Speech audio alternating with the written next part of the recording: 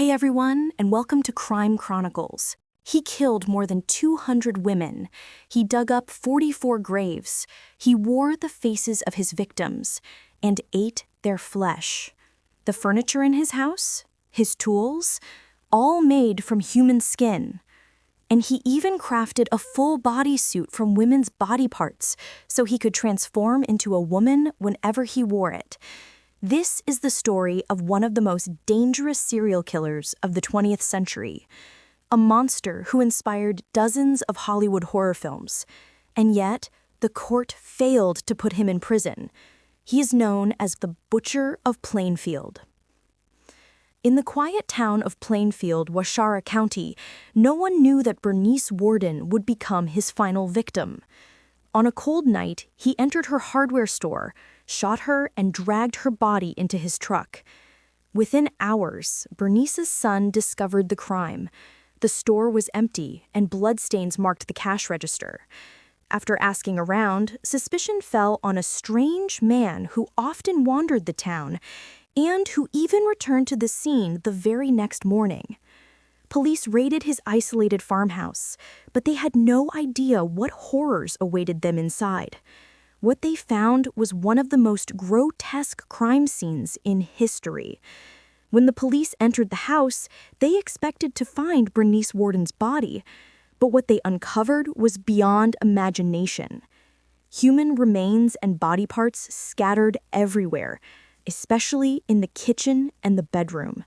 Chairs made from human bones and skin, masks and gloves made of flesh, belts, shoes, even lampshades crafted from human hides, and a full woman's suit stitched together from the bodies of his victims, which he wore to transform into a woman. Despite all of this, the court could not sentence him to death or even prison. Instead, he was declared insane and committed to a psychiatric institution.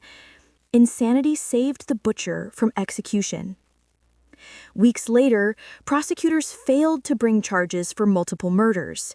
Instead, doctors from several psychiatric boards ruled him unfit for trial. In 1958, he was committed to a state hospital for the criminally insane.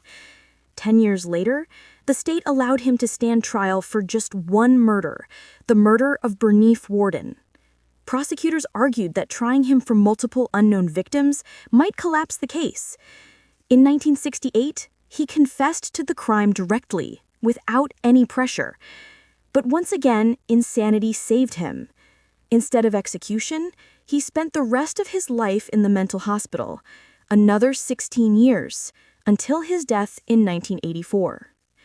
But who was this man before he became a monster? His story began with a miserable childhood. Born in Lacoste County, Wisconsin, on August 27, 1906, he was the second of two sons to George Philip Gein and Augusta Wilhelmine Gein. His father was an alcoholic. His mother, deeply religious, controlling, and hateful toward women. According to his own testimony, she constantly warned her children about women, calling them sinful, corrupt, and unworthy of respect. This upbringing shaped his twisted psychology. After his father's death, his only brother tried to resist their mother's control. But Ed, obsessed with Augusta, conspired with her and killed his brother in a suspicious farm fire. When his mother died in 1945, Gein lived alone in the farmhouse. His isolation deepened.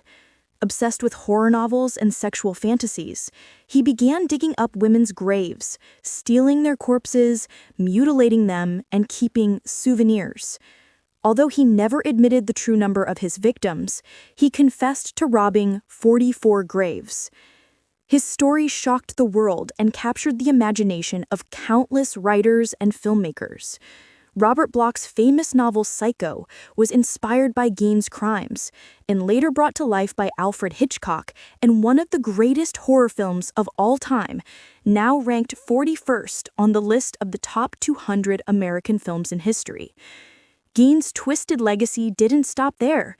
His crimes also inspired The Silence of the Lambs and the Texas Chainsaw Massacre. So what do you think about Ed Gein, the Butcher of Plainfield? Do you believe his childhood was the real cause of his descent into madness? If you have cases you'd like us to cover, send them in. And stay tuned for more chilling stories here on Crime Chronicles.